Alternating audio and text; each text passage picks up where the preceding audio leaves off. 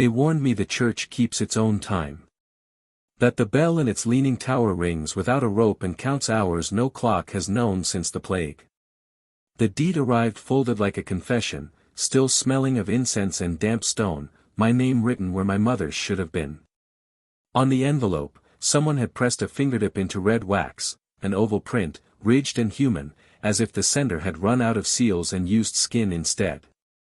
They said the last service held there ended mid him when Al. If you want the truth with me, subscribe now, right now. This won't be easy, and I don't want to go back in there alone. I inherited Saint Aurelia by mistake, or by mercy, depending on whom you ask. The lawyer said, bequest, but the old men outside the bakery said, burden, and crossed themselves so quickly their fingers blurred. The church squats on the edge of town like a forgotten ship, its nave a hull of black timber, its windows tarred over from the inside. I could feel how the villagers avoided looking at it directly, the way you don't stare at a stray dog that might bite. Inside, the air tasted of old choir robes, moth-laced, perfumed by memory. Pews leaned like tired shoulders. Hymnals bloomed with mold in the shapes of continents I had never traveled. At the chancel rail, a rope hung slack from the bell loft, cut clean, as if someone had panicked mid-pull and severed the church's voice. My footsteps kept losing me, one echo short, then too many. I told myself acoustics are tricks, then I found my mother's pearl hairpin caught in a crack near the pulpit. My mother never told me she'd been here. We buried her last winter on ground that wouldn't freeze, as if the earth refused to close over her.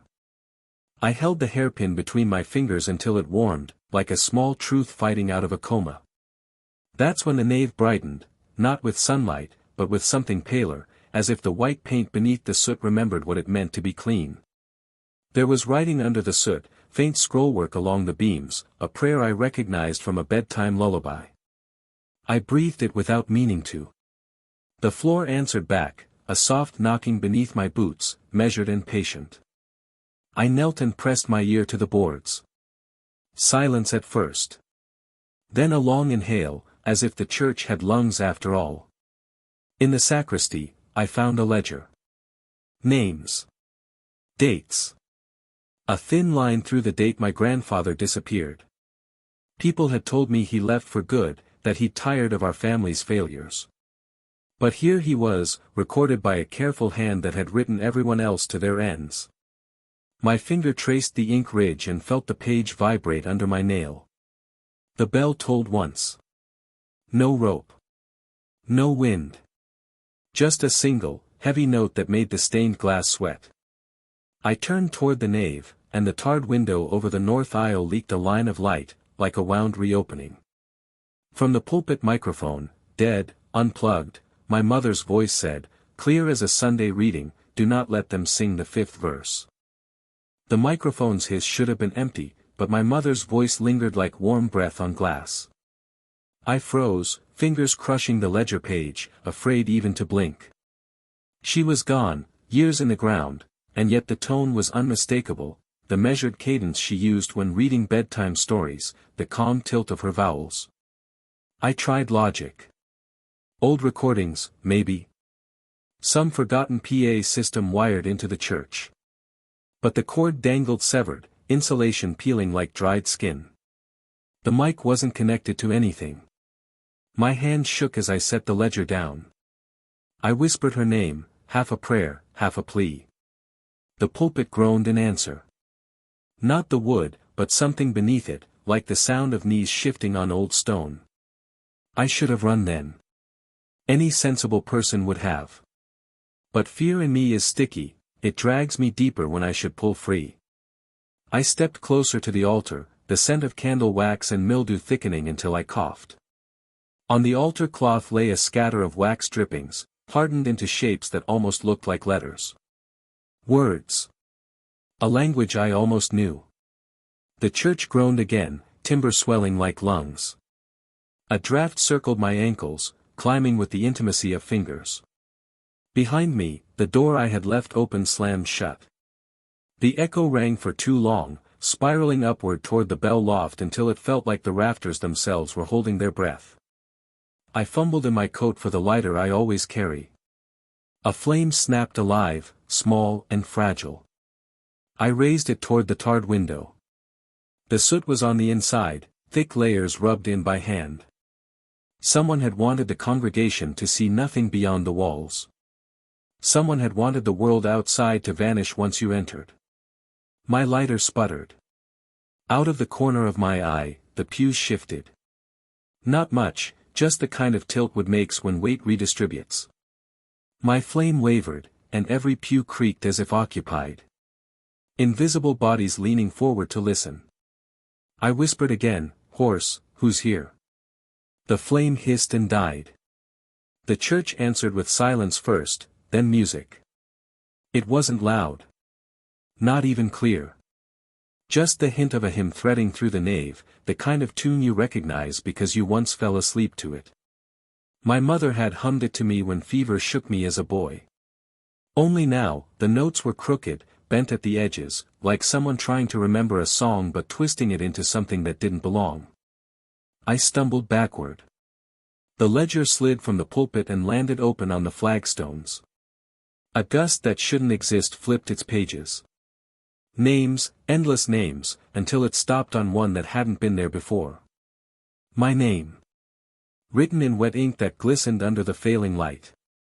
The bell tolled again, louder, closer, as if rung by a hand just above my head. Dust rained down in halos. The ledger pulsed, ink bleeding outward into veins that crawled across the page. I reached for it, desperate to tear it, but the paper was warm, too warm, like it was alive. The hymn rose, voices overlapping until they were many, until they were legion. And in the middle of them all, my mother's voice again, clearer this time, warning me. "Hey, already know you answered." The voices stopped as if sliced clean. The silence that followed was worse than the hymn, it pressed down, thick and absolute, a silence that seemed to listen. My pulse roared in my ears, and I realized I was gripping the ledger so tightly that the pages had torn under my nails. I forced myself to breathe. In, out. The church smelled different now, less mildew, more iron, as if the air itself had bled. My lighter refused to spark again. I had nothing but the faint moonlight leaking from the crack in the tarred window, pale enough to sketch outlines but never enough to reveal faces. The pews stood at attention. Still. Waiting. My throat tightened as I remembered my mother's warning, "Don't let them sing the fifth verse." I wanted to laugh, to tell myself it was meaningless, but something inside me recoiled at the thought of testing it. Some part of me, instinct or inherited memory, believed her. I bent to close the ledger, but the ink of my name had spread farther, seeping along the margins into curling shapes. Letters. No, notations. Musical notations. I recognized the bars, the rests, the notes. They formed the outline of a hymn, each stroke of ink shimmering faintly as if wet with sweat. And right there, at the bottom of the page, verse V. I dropped the book, heart hammering. It landed with a muffled slap, and the nave inhaled again, deep, cavernous, wet. My eyes darted to the pulpit mic, its broken cord twitching slightly as if tugged. Then came the first knock. It rose through the floorboards, directly beneath where I stood. 3 steady raps, like knuckles against wood. The sound traveled under me, pew by pew, until it reached the far doors. Then silence. I spun, half expecting the doors to burst open, but they only trembled in their hinges. My hand brushed the altar as I steadied myself. It was warmer than before, almost feverish. The wax drippings on the cloth had shifted. Where they once sprawled randomly, now they spelled a word. Stay. I bolted. My boots pounded down the aisle toward the doors. When I shoved them, they didn't budge. Cold sweat crawled down my back. I rammed my shoulder into the wood, cursed, kicked, but the church had locked me in. The bell tolled a third time. Each strike rattled the rafters like ribs shaking. Dust rained in steady streams, coating my tongue with grit. I gasped for breath, but the air grew heavier with each toll, as if the church was filling with something invisible. That was when the pews moved again. Not just a shift this time, but a concerted motion.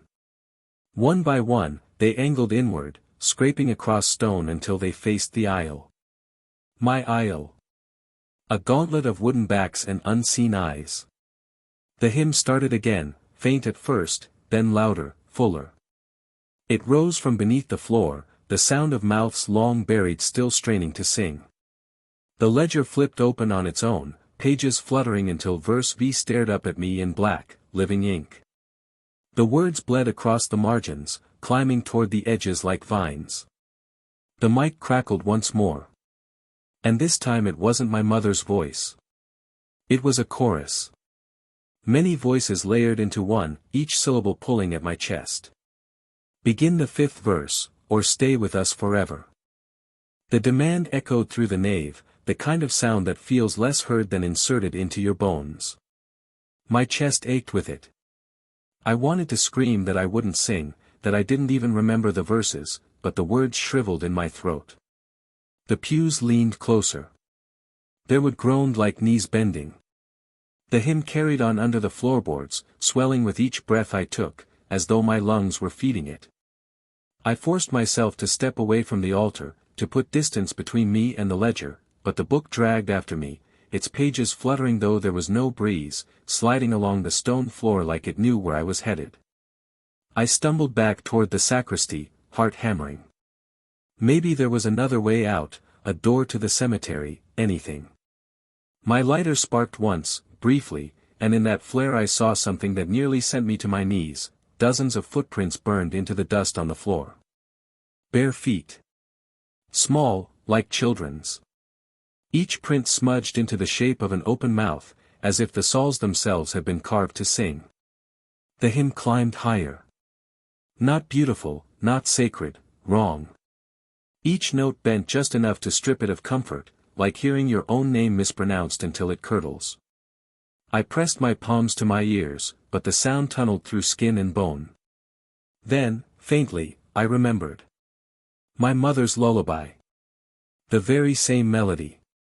She used to stop at the fourth verse, every time. When I asked why, she'd brush my hair and whisper, "Some verses aren't for us to hear." Now I knew what she meant. I shoved open the sacristy door. The smell inside hit me first, earthy, raw, metallic. Piles of vestments lay shredded on the floor, their threads stiff with something that wasn't dust. On the wall hung crucifixes, each one inverted, nailed there with more care than reverence. In the corner, I saw it, a narrow door, warped with age, iron handle rusted nearly through. I lunged for it. Behind me, the ledger slapped shut and reopened, its pages flicking like a frantic heartbeat. The hymn faltered. Voices hushed as though waiting. I wrenched at the handle. It broke in my palm, leaving only jagged metal and the echo of laughter from below. Not normal laughter, syncopated, mismatched, the sound of many mouths sharing one throat. The ledger slid across the stone and stopped at my feet. Open. My name scrawled again, this time underlined, bleeding through the page. Above it, fresh ink formed a sentence, "Sing, or join." My knees weakened. I thought of my mother, of her whisper, of the hairpin still in my pocket. I clutched it like a relic, digging its point into my palm until I bled. The hymn surged in response, like the blood itself was a cue. The pews creaked again. One by one, they began to rock, not forward, not backward, but in rhythm. A congregation waiting for its choir. I screamed, "No," and hurled the hairpin at the ledger. The instant it touched the page, the bell above me roared, not a toll, but a scream. Metal splitting, centuries of rust exploding at once. The tarred windows all cracked in unison, and through the fractures I saw faces staring in from the night, faces with no eyes, only mouths, open wide, already singing. The cracks spread like lightning across every stained glass pane. Shards trembled in their frames, ready to fall, but what chilled me wasn't the sound, it was the faces beyond them. Dozens, maybe hundreds. pressed against the glass from the outside, mouths open wide in silent hymns, lips stretched too far to be human. Their breath fogged the panes, but their eyes were gone, erased, as if sight had been sacrificed for song. The bell screamed again, so loud I dropped to my knees. The pews rocked harder, slamming against the floor in rhythm with the invisible choir. The ledger's ink slithered across its pages like veins seeking an artery. The words of the fifth verse began to form, jagged, black, still wet. I staggered toward the altar, choking on dust and iron. My mother's voice returned, urgent, louder, bleeding through the microphone, "Don't answer them. Don't sing." I clung to her warning, though every instinct told me resistance was suicide. The air itself vibrated with demand. My ribs felt pried open by unseen fingers. The congregation of pews shuddered in time, the rhythm slamming into me like waves. I shouted into the dark, "What do you want from me?" The answer came not in words, but in a chorus of overlapping whispers. A single phrase tangled into many voices. "We want you to finish what your bloodline began." Bloodline. The word hit like a blow. I remembered the lawyer's slip when handing me the deed, how he almost said, "inheritance of burden," before correcting himself. My grandfather. My mother. Had they both known? The ledger turned another page on its own. A new set of names bled through, each one familiar. My family tree, traced backward for centuries. Every name ended the same way, marked with the same black sigil, a spiral into nothingness. Every branch but mine. The glass shattered. Not all at once, pane by pane, as if the faces were biting their way in. Shards clinked to the stone floor, slicing my coat, nicking my skin. The faces dissolved as they crossed the threshold, leaving only voices. Cold draughts whipped through the nave, circling me in hungry gusts. I bolted down the aisle, desperate for any exit. The main doors loomed ahead, swollen with shadow. I crashed into them with my shoulder and felt them give, just slightly. But something pushed back from the outside. Not a lock. Not wood. Hands. Hundreds of them pressing the doors shut. The hymn rose higher, filling my skull. The words of the fifth verse formed in my mouth unbidden, syllables crawling up my throat. I clamped my teeth shut until my jaw ached, but the pressure inside me was unbearable, like drowning with lungs full of fire. "Don't sing." My mother's voice again. Then softer, "There's another way." I whipped around. The pulpit mic hung dead, but the altar cloth shifted. Beneath it, a trapdoor revealed itself, seams glowing faintly as though lit from below. My mother's hairpin glowed too, where I had thrown it. It lay at the edge of the cloth, pointing directly at the hidden hatch. The pews slammed forward in unison. The ledger snapped shut, as if sealing my choice. The trapdoor burst open, spilling light up through the nave, blinding, holy, impossible, and from the hole rose the first sound of footsteps climbing. The footsteps were deliberate. Slow. Each one struck the stone beneath the trapdoor with the finality of a gavel. I staggered backward, shielding my eyes from the blinding light, my chest heaving as the hymn above faltered. The unseen choir paused mid-verse, as if even they feared what was coming up from below. Then the trapdoor creaked open fully. From the glow emerged a figure draped in robes that shimmered like wet ash. The hood hid its face, but the voice that seeped out was unmistakable, my grandfather's. "You should not have come back." The words cracked through me. He had vanished decades ago, declared dead, abandoned us all. And yet here he stood, not older, not younger, but preserved, as if the church itself had embalmed him in its time. I croaked, "Granddad." The syllables felt childish in my throat.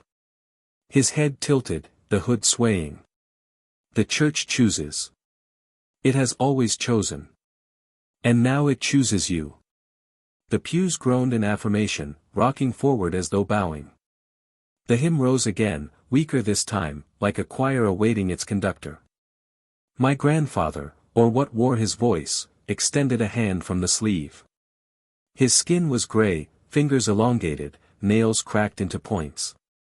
I refused to move. My whole body screamed at me to run, but there was nowhere to go. The doors were held shut by the eyeless congregation outside, the windows nothing but gaping wounds, and the ledger still pulsed on the floor like a beating organ. "You have her voice," he said. "Your mother tried to silence the verse. She thought she could bury it. Foolish." His tone broke, and for a fraction of a second I thought I heard sorrow.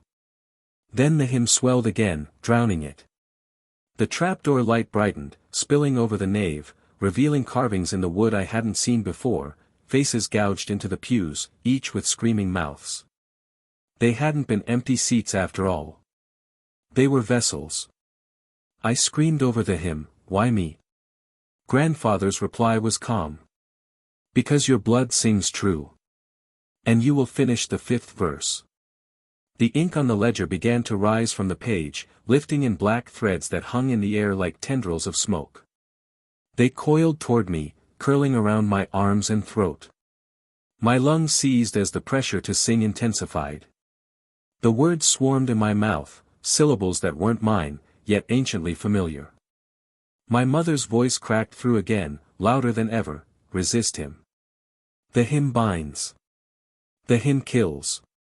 I clawed at my throat, fighting the syllables trying to force their way out. Blood smeared my fingers where the ink burned against my skin. My grandfather stepped closer, hand still extended. "It's not death," he whispered. "It's continuation." The pews slammed once more. The shattered windows rattled. The invisible choir roared the first line of the 5th verse, and I felt my lips begin to move against my will. Desperate, I dove for the altar. My hands tore at the cloth, ripping it aside. Beneath, carved into the stone, was not just the trapdoor but a seal.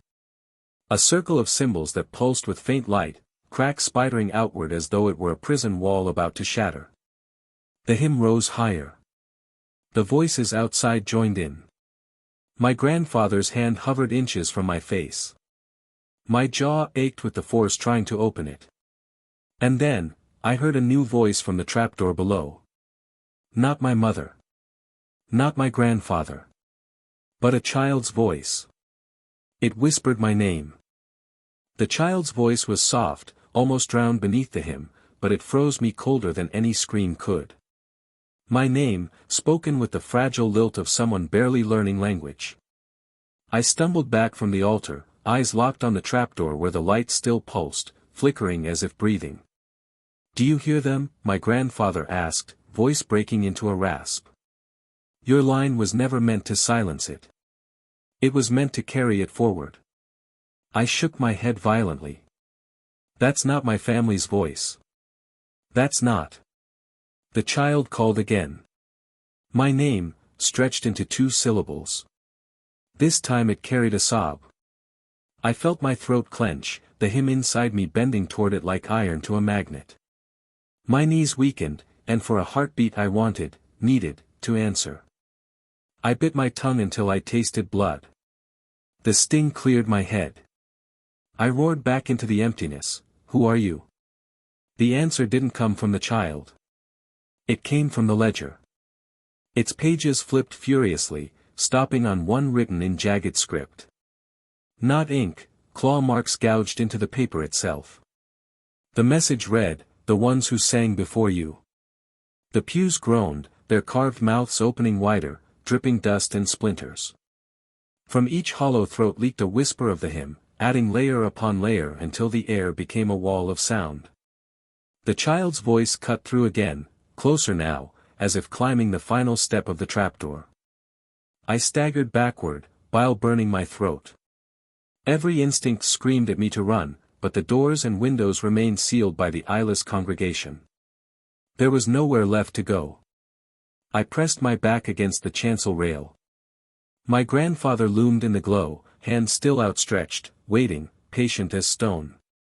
His voice was soft, coaxing, "Sing, and the suffering ends. Resist, and you will learn why we tried to burn it all down." The mention of fire snapped something inside me. Black Fog Prison, the farmhouse, the whispers about my family's past, they all connected to the same ritual, the same verse. My mother hadn't been the first to resist. She was the last in a line of silences. And me? I was their final chance at continuation. The child's hand appeared on the trapdoor's edge. Small. Pale. Fingers curled as if reaching for help. My heart stuttered. Could it be, my mother's unborn child? The sibling she'd lost before me? She had whispered once, in grief she thought I couldn't hear, that not all her children had lived. The thought cut me open. What if the church had taken that voice? What if it was family, trapped below, begging? The hymn surged again, crushing, suffocating. My lips trembled, the fifth verse pressing upward from within like water against a cracking dam. My grandfather stepped closer, robes brushing the floor, shadow swallowing light. Sing, he demanded, voice thunderous now, no longer coaxing. Or that child will never leave the dark.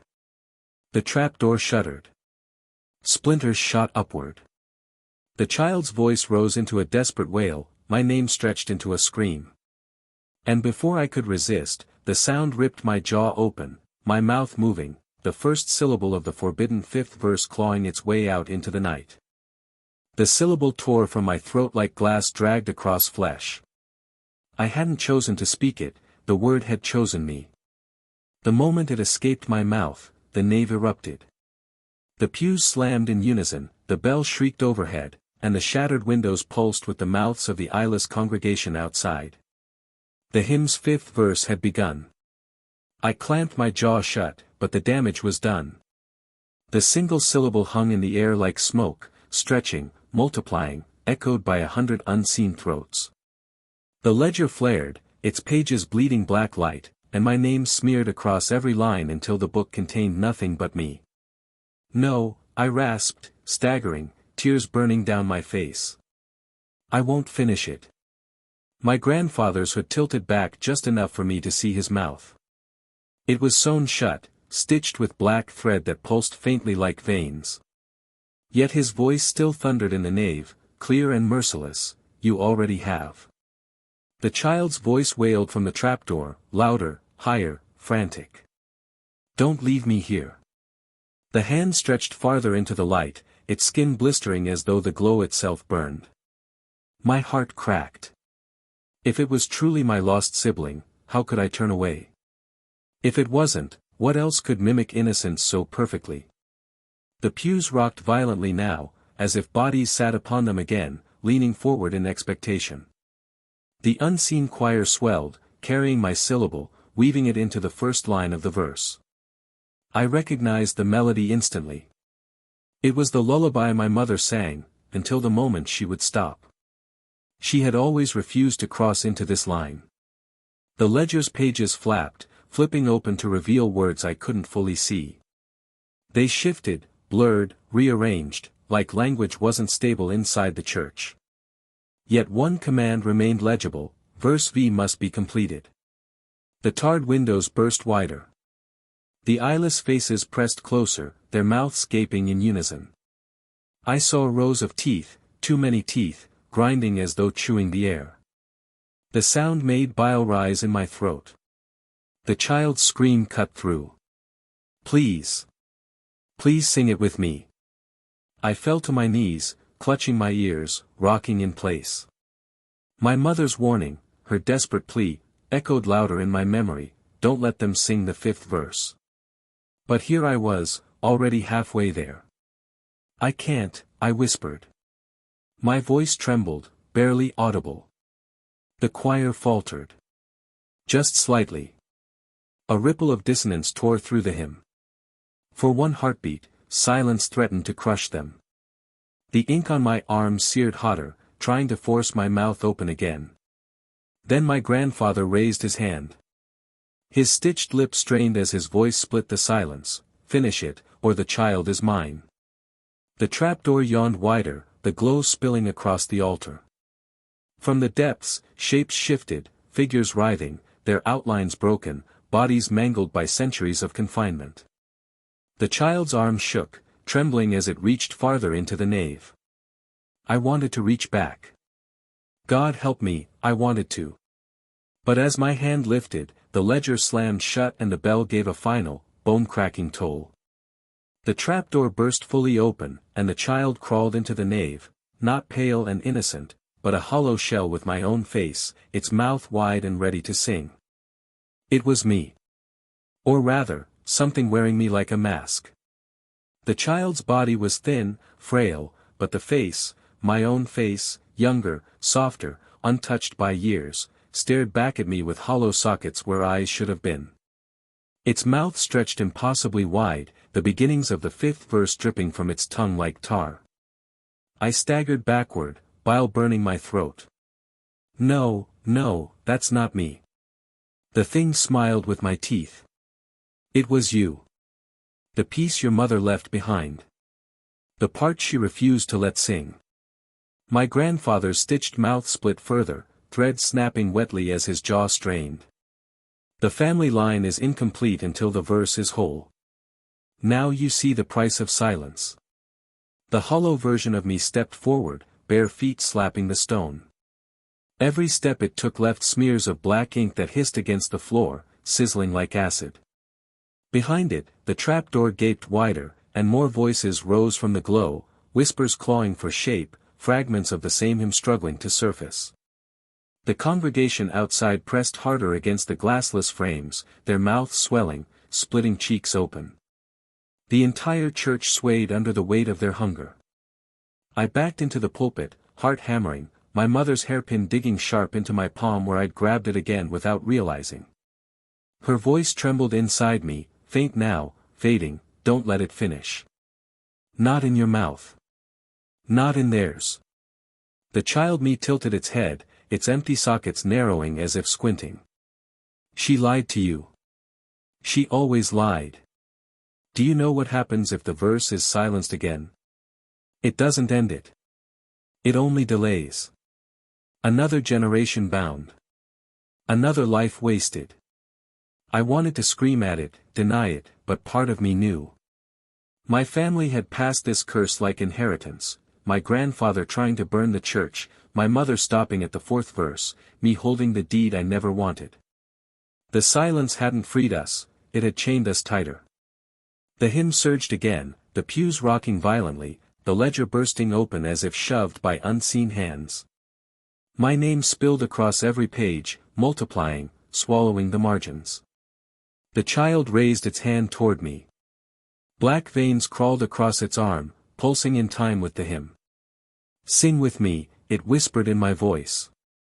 We finish this together. We end the hunger. My jaw ached, splitting under pressure.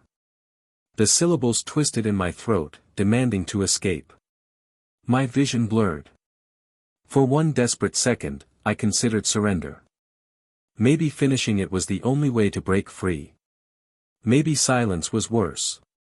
But then, the bell above split in two. Metal screamed, crashing through the rafters, sending a rain of iron and wood splintering across the nave.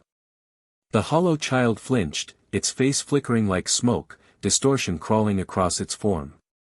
The voices below wailed, panicked. Opportunity.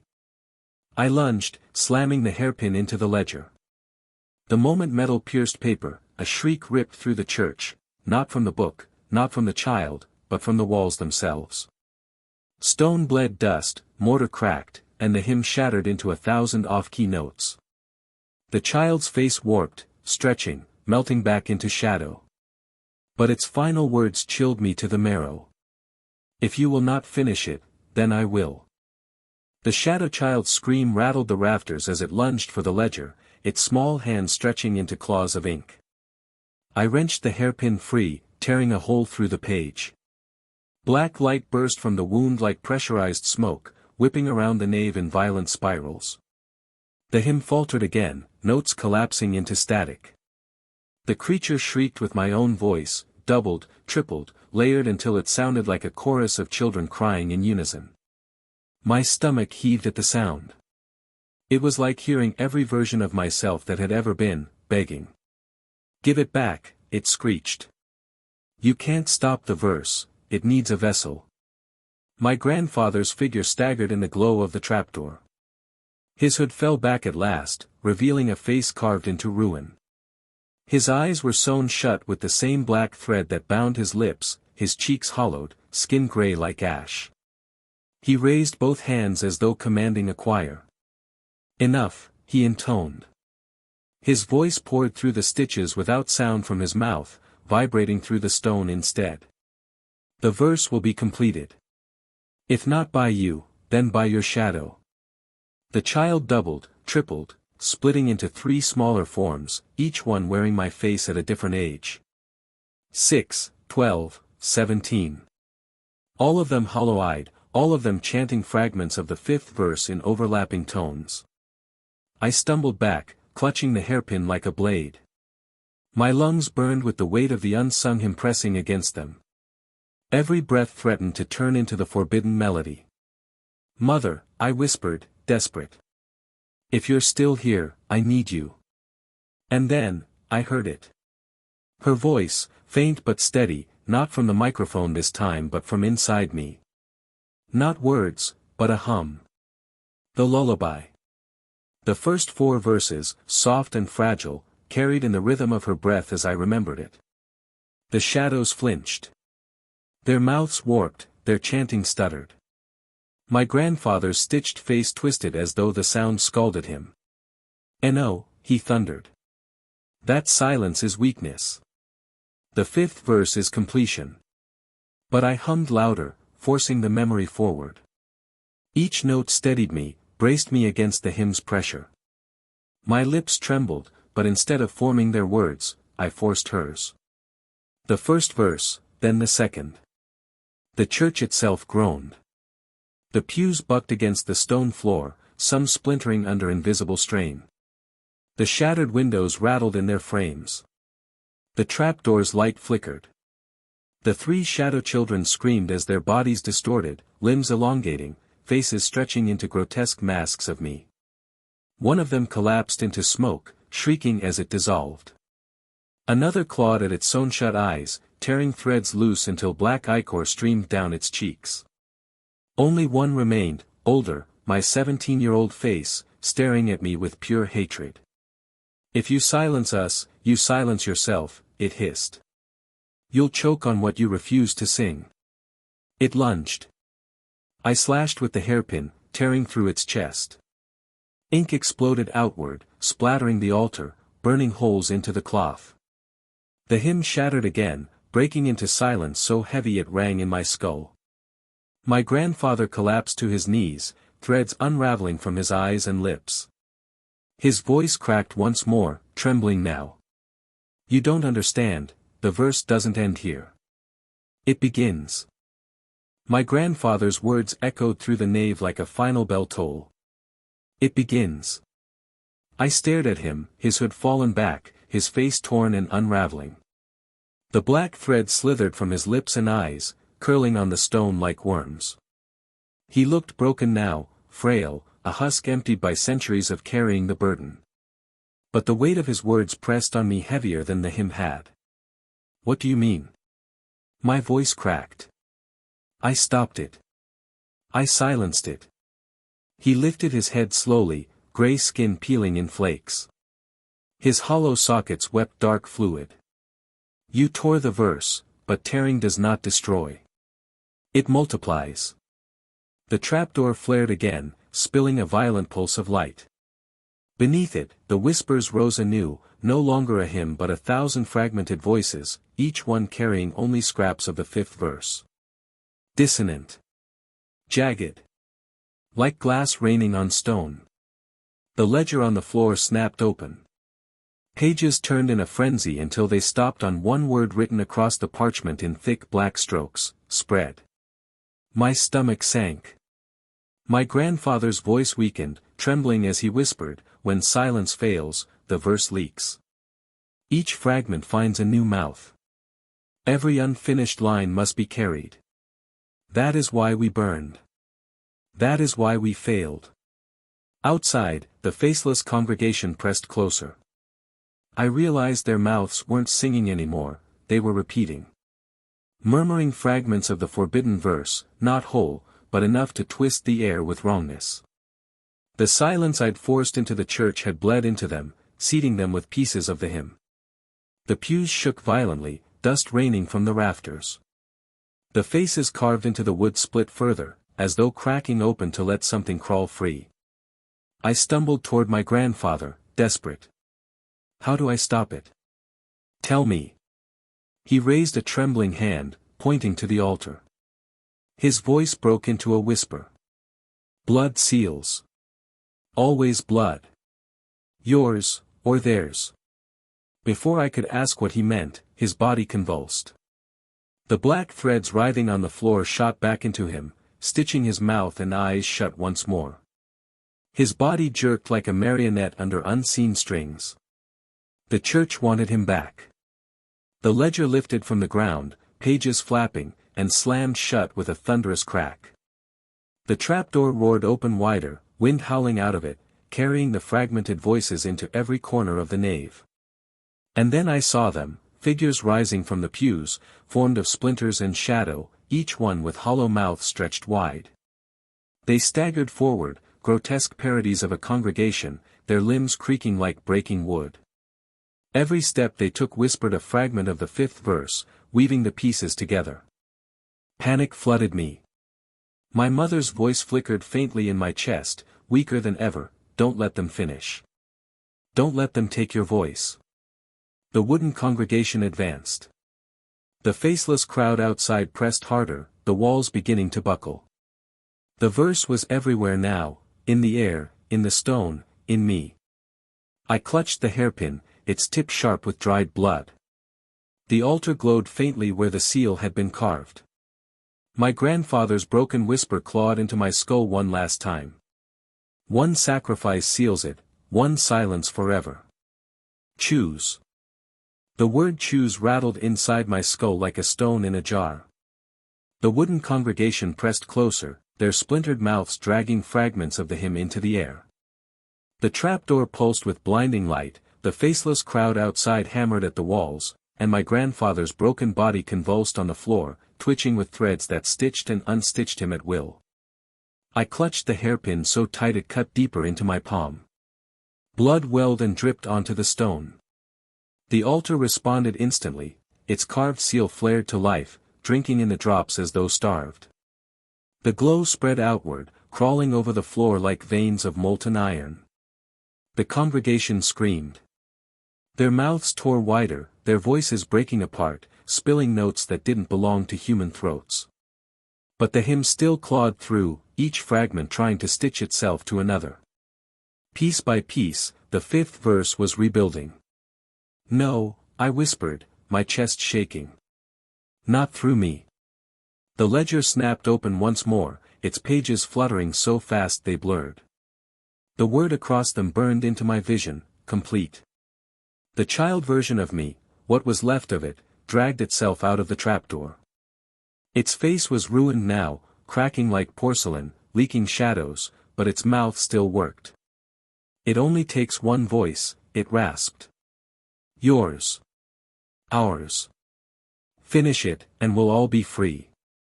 I staggered back against the chancel rail, the hymn pounding in my ears, tearing at my throat. The urge to release it, to scream the words, was unbearable.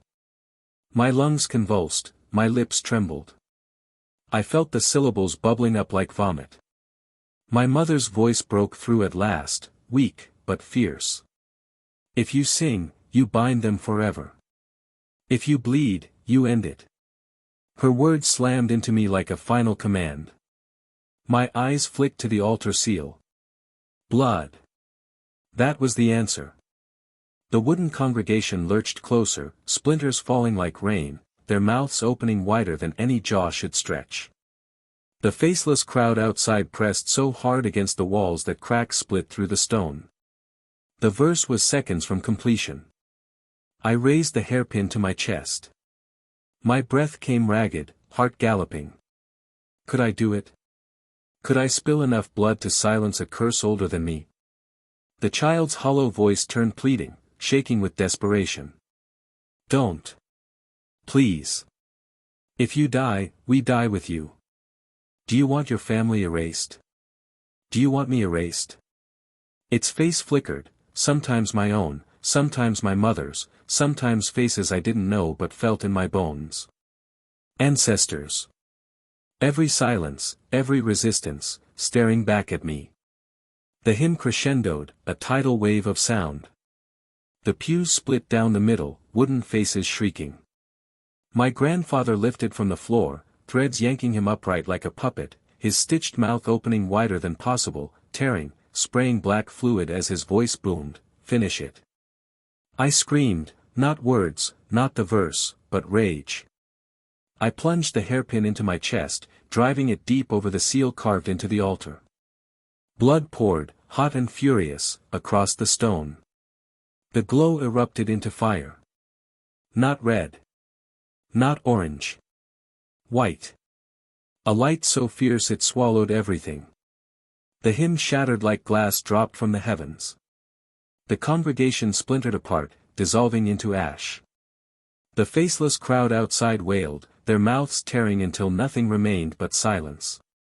As I collapsed against the altar, vision dimming, I saw my grandfather kneeling in the flames. His stitches gone, his mouth free. And with his last breath, he smiled. It's never over. The flames did not burn, they erased. The pews, the congregation of wood and shadow, the eyeless faces at the shattered windows, all dissolved into nothing, swallowed by the white light until the nave was stripped bare. Only my heartbeat remained, ragged and desperate, pounding against the hairpin lodged in my chest. I gasped, clawing at it, but my hand trembled too much to pull it free. My blood streamed down the altar, soaking into the seal carved in stone. The glow pulsed brighter with every drop, as if the church itself fed on my sacrifice. My grandfather knelt in the flames, no longer bound by stitches. His face, ruined and gray, softened into something almost human. "You've done what I couldn't," he whispered. "I tried fire. But blood was always the truer seal." I coughed, my vision swimming. "Then it's finished." He shook his head slowly, solemn. "You've silenced it. But the verse never dies. It only waits." The floor beneath us trembled, cracks webbing outward from the trapdoor. The glow faded into darkness, leaving only faint embers along the seal. I could feel it, something massive pressing against the other side, denied but not destroyed. My grandfather's form flickered, his edges fraying like smoke in a draught. He reached for me with one trembling hand. "You must leave this place. Destroy the deed. Burn every trace." I wanted to ask more, but his body collapsed into ash before the words reached him. The flames devoured what was left, scattering him into the nave like dust in sunlight. The silence afterward was suffocating. No hymn. No voices. No congregation. Only the groan of the old timbers and the faint whistle of wind through shattered glass. I was alone. Staggering, I pulled the hairpin from my chest. The wound gushed, but the bleeding slowed as the glow from the seal dimmed. I pressed my coat against it, stumbling down the aisle. The great doors hung loose now, no longer held shut. I shoved them open. Cold night air rushed in, and for the first time since I'd entered, I felt something like freedom. The village lay silent under a pale moon, its streets empty, its windows dark. No one had come to help. No one had dared. I turned back once. The church loomed like a corpse, its tower crooked, its windows shattered, the faint glow of the seal flickering through the cracks in the nave floor. I wanted to burn it to the ground, but the memory of my grandfather's words stopped me. Fire wasn't enough. The deed felt like a weight in my pocket. Paper that wasn't paper anymore, pulsing faintly as though it carried a heartbeat. The curse wasn't gone. It was bound to me now. I walked down the deserted road, every step a war with the dizziness tugging me toward unconsciousness. My mother's voice stirred faintly in my chest, warm, fragile, like the last ember of a fire. "Not over, but not theirs. You still have a choice. My hand tightened around the deed. I understood.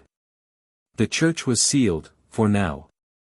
But the inheritance was still alive in me. And if I fell, it would pass to someone else. In the distance, as I reached the edge of the village, a sound broke the silence, the faint toll of a bell, not from behind me, but from the woods ahead.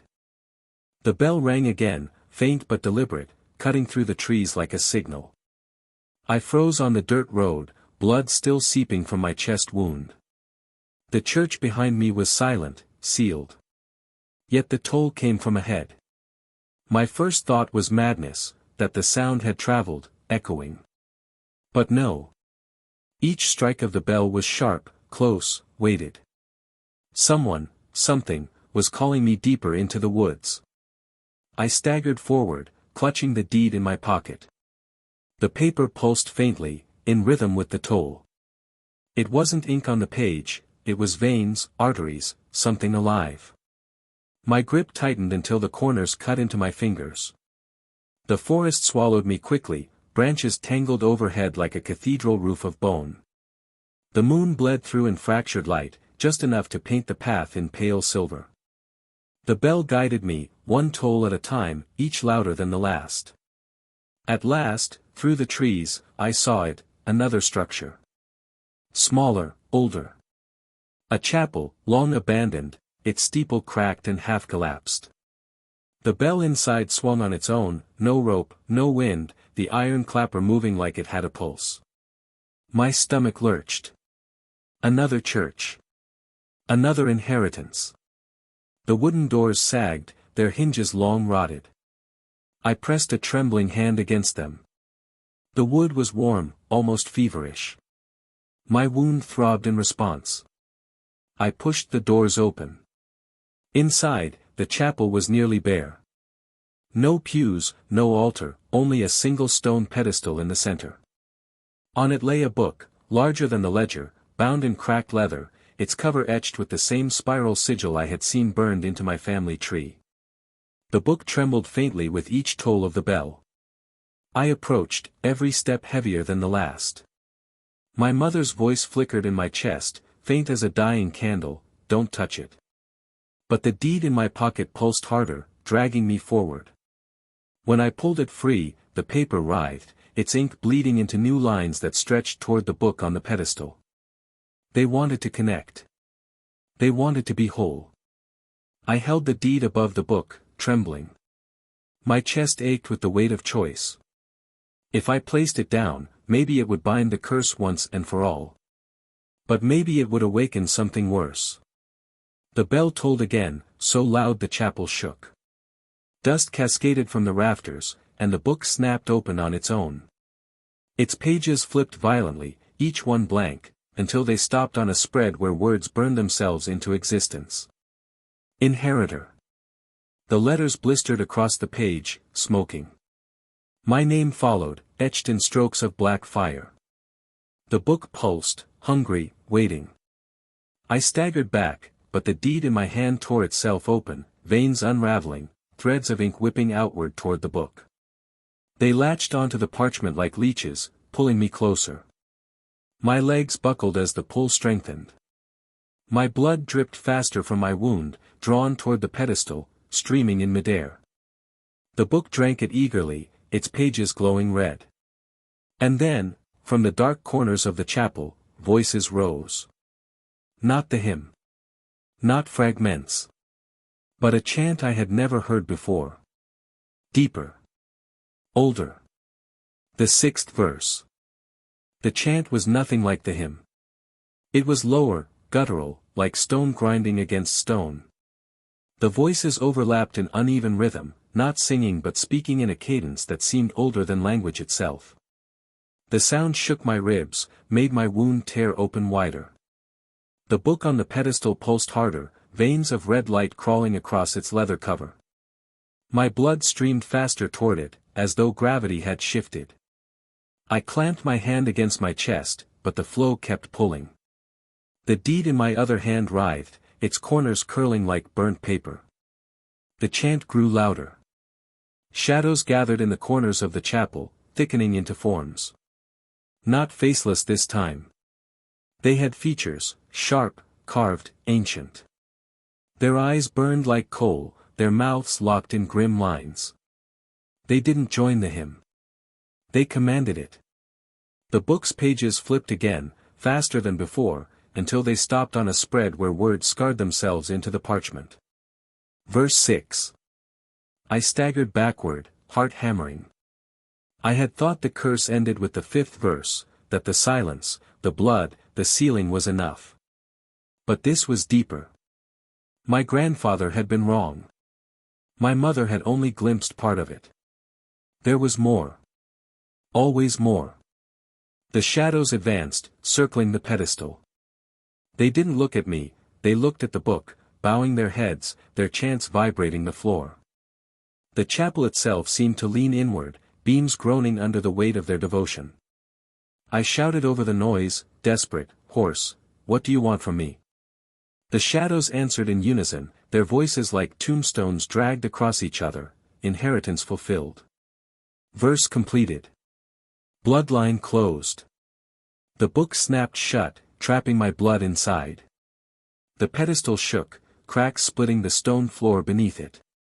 The bell outside rang again, its sound warping until it no longer resembled metal, it was flesh, sinew, the strike of something alive. I fell to my knees, the weight of it all pressing me down. My chest burned, the wound spreading with black veins crawling outward from the gash. The curse was moving through me, feeding on me, preparing me as the vessel. No, I croaked, shaking my head. Not me. Not again. My mother's voice stirred faintly, weak, distant, like she was calling from another shore. Resist. It cannot take what you do not give. But the shadows laughed, cruel and hollow. Blood was given. The seal is yours. The book lifted from the pedestal, floating, its pages snapping open once more. My name burned across the parchment in letters of fire. Around it, other names bled into view, my mother's, my grandfather's, generations back, all bound to the same spiral sigil. Every name ended in black scorch marks.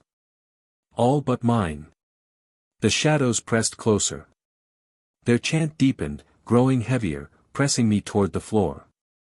My chest convulsed, the urge to release the 6th verse swelling inside me like poison. I bit down hard, teeth splitting my lip, but the pressure was unbearable. The book tilted in the air, hovering above me, its pages glowing, waiting for the final word. The shadows stopped chanting in unison, and for the first time, I heard only one voice, deep and commanding, whisper inside my skull, "Sing, and the world begins again." The voice inside my head was not like the hymn, nor the chant. It was deeper, older, something that felt less like sound and more like the shifting of the earth itself. My skull vibrated with it. My blood, already seeping from the wound in my chest, pulsed in rhythm. Sing, and the world begins again. The book hovered above me, pages glowing, my name blazing brighter until it burned white. The shadows circled, waiting, their eyes fixed not on the book but on me. I was the vessel. I was the key.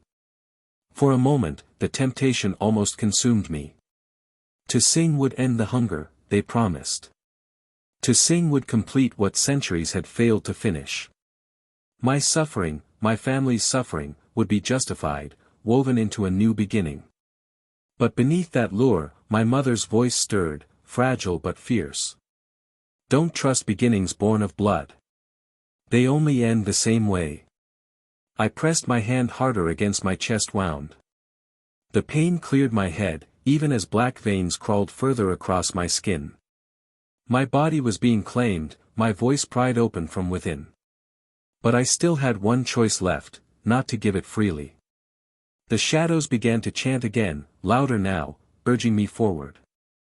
The chapel shook, rafters groaning. The bell above screamed, each toll bending the world around me. I staggered to my feet, swaying, clutching the hairpin like a weapon. The book's pages turned to the final spread. Words etched themselves in black fire, verse 6, the world unmade. My heart stopped. This wasn't salvation. This wasn't freedom. It wasn't about ending the hunger. It was about breaking everything, tearing it all down to start again under their rule. My family hadn't been cursed with silence. We had been guards. Keepers. We weren't meant to finish the verse. We were meant to stop it. My mother's voice roared in my chest now, the loudest it had ever been, "End it with your silence." I staggered to the pedestal, the book hovering inches from my face. My reflection warped in its burning pages, my younger self staring back, hollow-eyed, begging me to give in. The shadows pressed closer, chanting so loud the air itself split, cracks spidering up the walls. I lifted the hairpin. My vision swam. My body screamed to collapse, to surrender. But instead of opening my mouth, I drove the pin into my throat. The book shrieked, a sound like metal tearing across stone. The shadows recoiled, their eyes extinguishing one by one. My blood gushed, but no sound came from my mouth. No verse. No completion. Only silence. The book convulsed, snapping shut violently. Its cover split down the middle, flames gushing out. The pedestal cracked apart, stone shattering. The chapel collapsed inward, beams snapping, dust choking the air. The shadows dissolved into ash, their voices ripped away forever. And in that silence, pure, absolute silence, I heard her one last time. My mother. You chose well. You chose us. The bell tolled once more, faint, then split apart, crashing to the ground. The world outside grew still. No hymn. No chant. No curse. I collapsed beside the ruined pedestal, vision narrowing, the deed burning away to ash in my hand. My blood pooled, hot, endless, but I smiled through the blur. The inheritance was finished. Not through verse. Through silence. As the darkness took me, I felt a cold breeze stir the ashes, and in it, the faintest sound of a child's hum, beginning again.